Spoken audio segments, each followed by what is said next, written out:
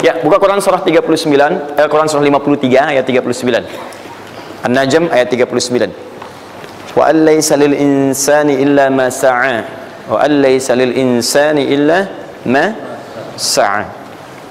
Wa allaysa lil insani, bahkan setiap manusia itu, awas, illa ma sa'a, akan mendapatkan rizki, akan mendapatkan hasil dari apa yang telah ia usahakan dengan sungguh-sungguh. Jadi kalau Anda ingin mendapatkan apapun, mau dapat pahala, dapat rizki, dapat ini, dapat itu, maka semua bergantung yang pertama pada tingkat kesungguhan usaha Anda. Usaha yang serius, yang sungguh-sungguh disebut dengan sa'a, yas'a, sa'yan. Sa'a, yas'a, sa'yan.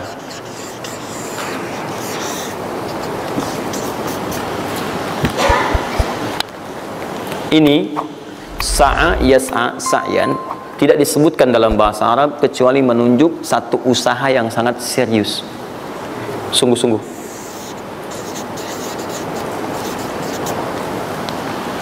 Rizki yang pertama ini sifatnya kata Al-Quran, langsung Allah yang menyampaikan. Kalau Anda mau mendapatkan rizki itu, baik yang sifatnya materi, uang, rumah, mobil, pakaian, makanan dan sebagainya, maka Anda mesti serius usaha. Usaha yang serius. Saya belum bicara bagaimana cara usahanya, tapi Quran ingin membangun komitmen dulu. Anda mau usaha enggak? Anda usaha, saya kasih, kata Allah. Jadi kalau Anda nggak usaha, nggak akan turun rezeki.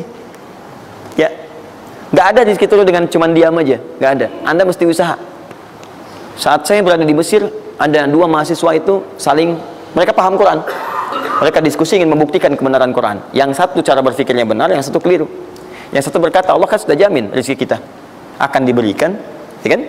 Sampai kita wafat sempurna rezeki. Jadi nggak nyari pun pasti dikasih. Cara berpikirnya seperti itu. Ini yang dipakai oleh orang liberal sekarang. Nah, maksudnya logika semacam ini.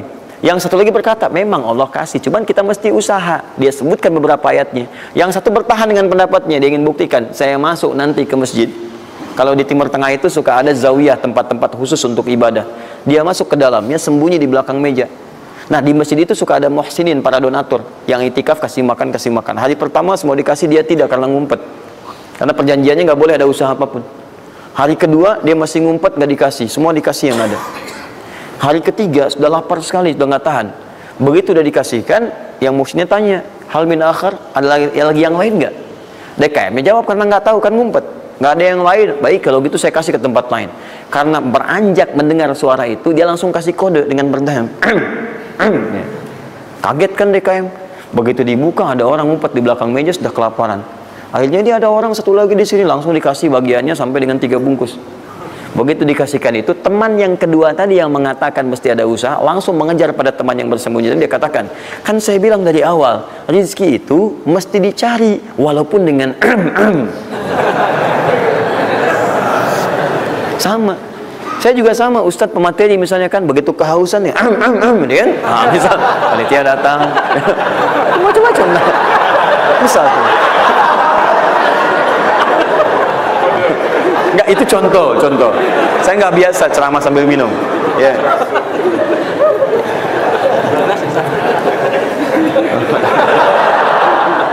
Jelas ya? Nah, jadi prinsip yang pertama, kita harus punya komitmen yang kuat dengan Allah. Kata Allah, kerja ya kerja. Kata Allah, usaha ya usaha, jangan diam. Di usaha itu sepanjang keluar yang disebut usaha dari dalam tubuh kita, kaki melangkah, tangan bergerak, gitu kan? Kemudian mulut berbicara, bersuara, atau telunjuk menunjuk aja, ada usaha, rezeki turun. Apa butuh pembuktian lagi? Tuh lihat di beberapa belokan-belokan tuh, cuman orang begini aja, prit, 1000, makasih Pak. 2000, makasih bos, dia kan? 5000, paman. Om. Jelas ya? Paham ya? Nah, ini yang pertama, usaha yang serius. Nah, ini langsung dicontohkan oleh Allah. Bahkan kalau Anda serius, nah perhatikan, ini jejaknya langsung ditemukan dan diabadikan dalam Al-Quran. Ada beberapa tahapan yang mesti kita tahu. 1, 2, 3. Perhatikan cara keseriusan yang digambarkan dalam Al-Quran. Teman-teman, kalau saya sebutkan sa'ah dalam Al-Quran, Mungkin agak banyak kita mencarinya, butuh energi. Tapi kalau saya ilustrasikan begini, antum insya Allah akan lebih cepat menemukan. Kalau kita haji atau umrah, kemudian ada ritual setelah tawaf, namanya apa? Sa'i. Apa itu sa'i? Tuh kan, lari-lari kecil. Kalau lari-lari besar, maraton. Kan sudah saya tuliskan di atas. Sa'i itu kan dari sini tulisannya. Ya. Dari mana sa'i itu? Safa ke Marwah. Ya, buka Quran surah kedua ayat 158. Paling kiri di pertengahan. Innas safa wal marwata min sya'airillah. Faman hajjal bait aw i'tamara fala junaha alaihi ay yatawafa bihima. Man tatawwa khairan fa innallaha syakirun alim. Lihat sini. Ibadah ini kenapa dinamakan dengan sa'i? Dan sementara orang sekarang agak kurang tepat menerjemahkan dengan lari-lari kecil. Itu dalam bahasa Arab lari kecil bukan sa'i. Dalam bahasa Arab lari-lari kecil itu bukan sa'i. Ingat baik-baik kalimat ini. Kenapa dinamakan dengan sa'i? Karena di tempat ini pernah ada satu sosok yang sangat bersungguh-sungguh untuk berusaha. Sangat serius untuk mendapatkan rizki dari Allah Subhanahu wa ta'ala. Sosok ini datang, diantarkan oleh suaminya. Kemudian ketika diantarkan, ternyata ini yang paling menarik. Ini yang saya berikan 3 panah ini. Diabadikan kisah ini di Quran surah ke-14 ayat ke-37. Pertama diantarkan. Ya, begitu tiba suami, istrinya dengan anak yang baru lahir, tiba-tiba langsung bermohon kepada Allah. Perhatikan, bukankah Allah pemilik rezeki? Masih ingat tadi teori di awal? Pusat rezeki ada di mana? Baik, nah ini teman-teman sekalian, kaidah yang pertama, kalau antum ingin berikhtiar, berusaha, maka hal yang pertama dilakukan adalah mendekat dulu kepada pemiliknya. Mohon minta kemudahan, minta petunjuk, minta kenyamanan, minta keberkahan. Itulah sebabnya sebelum kita berangkat, kita sholat dulu. Sholat subuh, sholat fajar, menghadap, usahakan.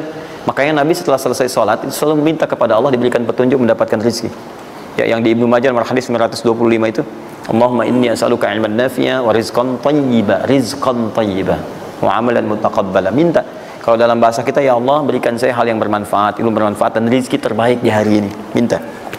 Minta. Nah, begitu sampai beliau bermohon pada Allah, Rabbana inni askantu min dzurriyyati biwadin ghairi dzi zar'in inda baitikal muhram. Perhatikan ya.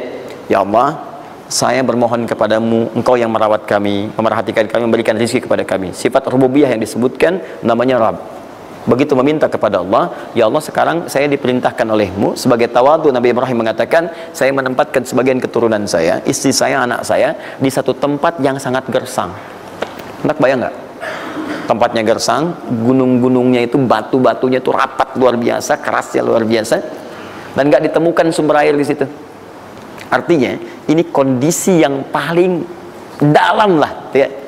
Kondisi yang paling sulit didapatkan. Jadi selevel tumbuhan pun nggak ada.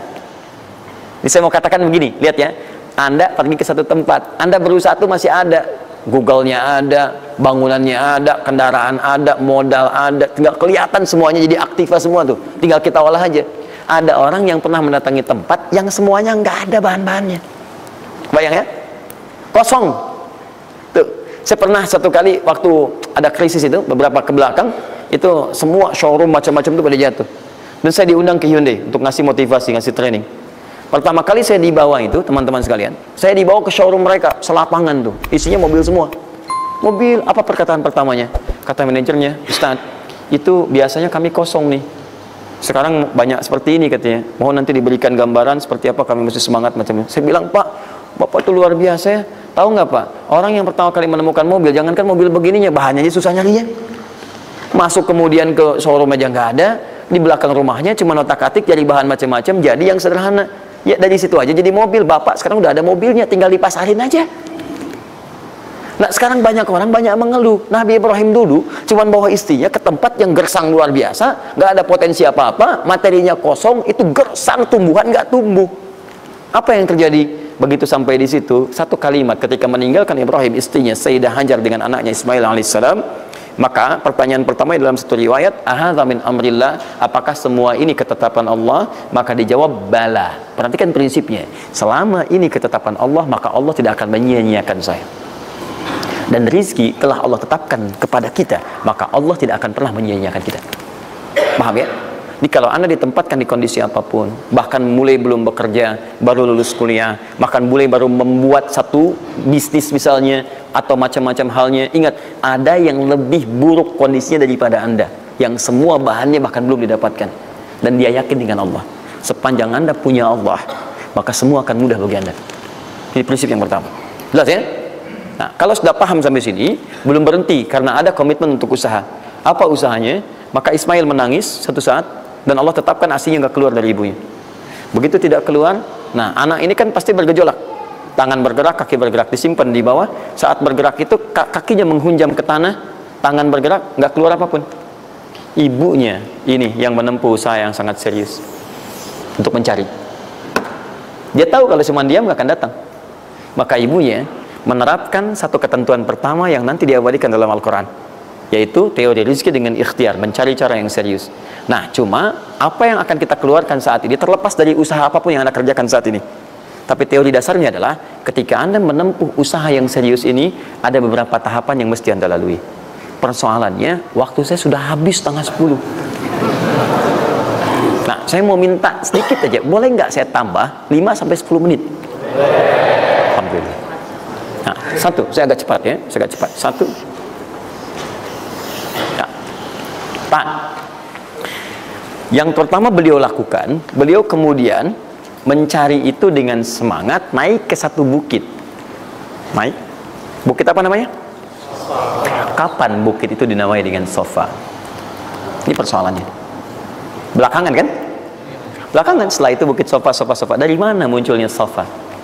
Sofa itu kan kalau kita gali dari akar katanya, ya berasal dari kata tasfiyah.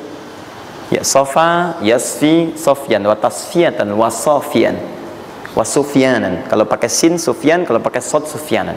Sofiyun. Tasfiyah artinya menyaring sesuatu yang kotor sehingga yang bersih aja yang kelihatan. Kalau Anda menyaring sesuatu, saring, bersihnya itu ada, kotornya hilang, dibuang. Itu namanya tasfiyah. Pakai ta, sod, fa, ya, ta. Ini hasilnya disebut dengan sofa. Orangnya disebut dengan Sofi atau Sufi, perempuannya disebut dengan Sofia.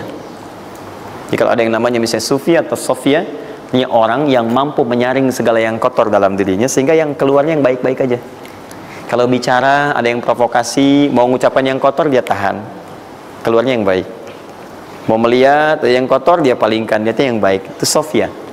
Perempuannya, laki-lakinya Sofi, ya, atau Sufi. Baik. Nah, Sofa, kenapa disebut dengan Sofa bukitnya? Karena pada saat itu, walaupun tidak ada modal, situasinya sulit, beliau bisa menyaring keadaan dirinya, sehingga menghilangkan yang kotor-kotor dalam benaknya, dan yang ada cuma prasangka baik kepada Allah Subhanahu wa Ta'ala. Maksudnya Pak, kalau Anda ingin memulai usaha, sehebat apapun, walaupun nggak ada modal, nggak ada apapun, hal pertama, modal terbaik yang Anda mesti lakukan adalah berprasangka baiklah kepada Allah Subhanahu wa Ta'ala. Sofa. Positive thinking kepada Allah. Allah sudah janjikan kepada saya, maka saya akan memenuhi apa yang Allah perintahkan, dan akhirnya Allah memberikan apa yang dijanjikan. Betul ya? Kalau Anda memulai dengan perasaan yang baik, yang positif, nanti Allah akan angkat Anda berada di puncak seperti Sayyidah Hajar naik ke atas bukit itu. Betul ya? Dan perasaan Anda pun akan enak. Tapi kalau belum apa-apa Anda sudah negative thinking kepada Allah, maka mohon maaf, jangankan rizkinya, maka usaha Anda pun tidak akan maksimal, effortnya akan sangat kurang. Anda baru mau ke kantor, terus tiba-tiba melihat mendung, ya, terus orang udah mulai macet, terus negatif muncul di situ, ya, mendung, macet. Terus apakah dengan mengatakan ya, mendung dan macet, kemudian macet itu akan terurai? Mendung itu akan sirna? Tidak. Sampai Anda bikin status pun nggak akan pernah kelar. Ceklik, hari ini Bekasi macet, terus Anda ngapain? Jadi kalau Anda mau mengawali sesuatu, maka positive thinking kepada Allah. Bismillah. Allah yang bikin mendung, Allah yang bikin terang, nggak ada bedanya. Bismillah, saya diperintahkan, saya jalan. Tak bisa, kemudian saya coba cari alternatif. Macam Anda usaha. Paham ya? Nah, kemudian, bukankah seseorang berusaha itu ingin mendapatkan sesuatu? puncak hal yang diinginkan, yang diharapkan itu bentuknya rizki. Tapi sifat ingin mendapatkan sesuatu, puncaknya disebut dengan marwah namanya. Sesuatu yang sangat diharap, diinginkan, marwah. Perhatikan baik-baik. Ya. Saya mau tanya begini, dari sofa ke marwah, berusaha dengan serius Sayyidah Hajar. Lihat sini, sofa itu kan di atas kan, terus turun kan, turun, tahan sini. Begitu ke sini, ngelihat ada peluang di sini, terlihat seperti ada oase, maka dipercepat jalannya. Makanya di sini sekarang ada tanda lampu hijau. Ya, begitu nyampe sini untuk laki-laki lari-lari kecil, perempuan jalan cepat. Ini karena ibadah yang disebut dengan sa'i sering diartikan dengan lari-lari kecil. Ini berlari ini teman-teman, jalan cepat ibu. Ini sesungguhnya awalnya ini melihat di sini seperti peluang ada oase di sini di marwah, banyak air. Maka dipercepat jalannya. Sampai di batas ini ragu lagi, betul nggak ya? Apa cuma fata morgana? Tapi yang paling dahsyat adalah dia memastikan dengan ikhtiarnya. Saya mesti pastikan dulu, jangan menduga-duga. Dikejar sampai ke atas. Begitu kepastiannya tidak ada sama sekali. Ternyata fata morgana saja. Dari sini balik lagi, mungkin di sini ada. Ya, balik lagi ke tempat tadi, balik dilihat sini kayak ada betul di sini. Balik nyampe sini fata morgana. Bola balik, bola balik, bola balik sampai dengan 7 kali. Ya, dari sini ke sini 1, sini ke sini 2, ini 3, 4, 5, 6, 7. Ingat, sofa selalu genap, marwah selalu ganjil. Kalau Anda umrah, kemudian tiba-tiba Anda merasa berakhir selesai, tapi posisi Anda di sofa, kemungkinan cuma 2. Kalau bukan Anda kurang, baru 6 kali, atau Anda terlampau soleh 8 kali. Pasti di sini. Nah, apa hikmahnya? Proses ini disebut dengan sa'i. Perhatikan baik-baik. Tahan, fokus. Ketika Anda berusaha teman-teman, maka mulailah dengan berpositive thinking kepada Allah. Tapi ingat, usaha Anda tidak akan selamanya ada di atas. Mungkin suatu saat akan turun, kan? Mungkin Anda ada di puncak, mungkin suatu saat Anda turun, mungkin kadang ada di puncak, kadang stabil aja. Tapi kalau Anda melihat peluang, cepat kejar selama peluang itu baik. Itulah yang dimaksud dengan kompetisi yang sehat. Ada dapatkan kejar, ada tender, ikut tender dengan cara yang baik, cara yang normal, ikut. Kalaupun bukan rezeki Anda, nggak ada masalah. Dan jangan pernah macam-macam lah. Saya dah ajar kan nggak pernah nyogok sama malaikat. Malaikat cepat sini dah gitu. Saya kan di sini Nabi gitu kan. Kau minta apa saya kasih, kan nggak pernah. Ya biasa aja bolak-balik. Ya walaupun mungkin ketika Anda kejar itu bukan bagian Anda, mungkin cuma fata morgana, nggak ada masalah. Saya kasih rahasia besarnya. Sepanjang Anda betul-betul ikhtiar dilakukan karena Allah, maka perhatikan baik-baik. Kadang-kadang Allah seakan menunda apa yang menjadi hak Anda, bukan ingin menunda dan membiarkan Anda tidak mendapatkan sesuatu, tapi ingin memberikan semua nikmat secara sempurna. Karena di atas itu ada nikmat pahala, ada nikmat doa, ada nikmat istighfar, ada nikmat usaha, dan nikmat hasil yang tiada terputus, tidak terputus. Lihat sini, kalau antum sehari berusaha nggak dapat apa-apa, memang mohon maaf hasilnya belum dapat diraih, belum dilihat tuh. Tapi bukankah pada saat itu doa antum akan bertambah? Ya. Bukankah malamnya salatnya nambah? Tahajud? Ya. Bukankah di situ kadang-kadang kita istighfar, ya Allah? Teman-teman, bukankah istighfar menggugurkan dosa? Bukankah berdoa menambah harapan, mengakumulasikan sesuatu? Bukankah tahajud menambah pahala lagi? Kadang-kadang yang diinginkan oleh Allah pertama kali bukan dunia dulu. Ketika Allah mencintai seorang hamba, dia akan berikan pahala akhirat dulu. Karena dunia itu sifatnya sementara. Hei fulan, kamu kemana aja? Kemarin kamu jauh dari saya, baru sekarang kamu pikir dekat dengan saya. Saya nggak pengen kasih dunia dulu, dunia itu kecil. Kalaupun di seekor sayap samuk sebelahnya, sebelah sayap nyamuk ada dunia itu ada nilainya, saya kasih buat kamu deh, nggak ada nilainya. Ya, karena itu saya ingin kamu akhirat sempurna dulu. Saya ampuni dulu dosa-dosa kamu yang kemarin. Begitu sudah diampuni, hari kedua istighfar lagi diampuni, saya kasih pahala yang banyak. Begitu pahala udah dapat, dosa udah diampuni, baru dunia diakumulasikan. Karena hukum dunia itu, kalau antum usaha akan terus diberikan. Jadi nggak ada yang nggak dikasih. Jadi kalau antum sehari bekerja ini, kelihatannya nggak dapat apa-apa. Bukan nggak dapat apa-apa, disimpan untuk diakumulasikan. Nanti dosa antum tuh udah hilang, amalan udah banyak, antum dapat banyak. Kadang-kadang nggak sadar kalau saat dapat banyak itu sebetulnya itu hasil usaha antum sebelumnya. Itu teorinya begitu. Ya, jadi nggak ada yang nggak dapat apa-apa, semua akan dinilai. Sepanjang antum bergerak dikasih, dan antum buktinya hidup juga. Sampai ke hari itu kan masih hidup, bisa makan juga di hari itu, bisa beraktivitas juga, sehat juga dan sebagainya, belum dapat apa. Makanya kata Nabi, yang hari itu ada makanan, dia orang kaya sebetulnya. Kalau besok masih ada lagi, kaya banget. Antum sampai sebulan masih ada cadangan. Ini kenapa kita mesti berkeluh kesah? Dan belum tentu hidup juga sampai besok. Yang tuh mau ngumpulin apa? Nah, maka prinsip yang terbaik adalah ketika antum berikhtiar, ikhtiar usaha yang maksimal. Tapi jangan khawatir kalau antum kerja sehari nggak dapat, 2 hari belum ada usaha. Jangan khawatir teman-teman sekalian. Rumus yang mengatakan semua ketika badan bergerak maka rezeki dituliskan untuk keluar. Tapi kadang-kadang ada yang Allah inginkan lebih besar dari apa yang Anda harapkan. Apa yang Allah harapkan ikutkan ke situ, maka Anda akan mendapatkan akumulasi bagiannya. Itu yang dilakukan oleh Sayyidah Hajar. Begitu beliau kemudian naik ke Marwah, nggak dapat, naik ke Safa, nggak dapat. Apa pernah tertuliskan dalam riwayat sedikit aja Sayyidah Hajar mengeluh? Tunjukkan kepada saya kitab mana yang pernah menunjukkan riwayat ketika bolak-balik itu kemudian Sayyidah Hajar berkata, ya Allah, saya kan istri Nabi, saya kesini memenuhi perintahmu ya Allah, ini udah capek, kenapa belum turun juga? Pernah nggak? Kedua, ketiga, keempat, kelima, sampai ke yang ketujuh. Begitu sampai di Marwah, baru kemudian diakumulasikanlah itu. Apa yang terjadi? Ibunya yang usaha bolak-balik, bolak-balik. Airnya keluar dari mana? Anaknya, kakinya kemudian menghentak lagi. Tiba-tiba keluar air dari situ.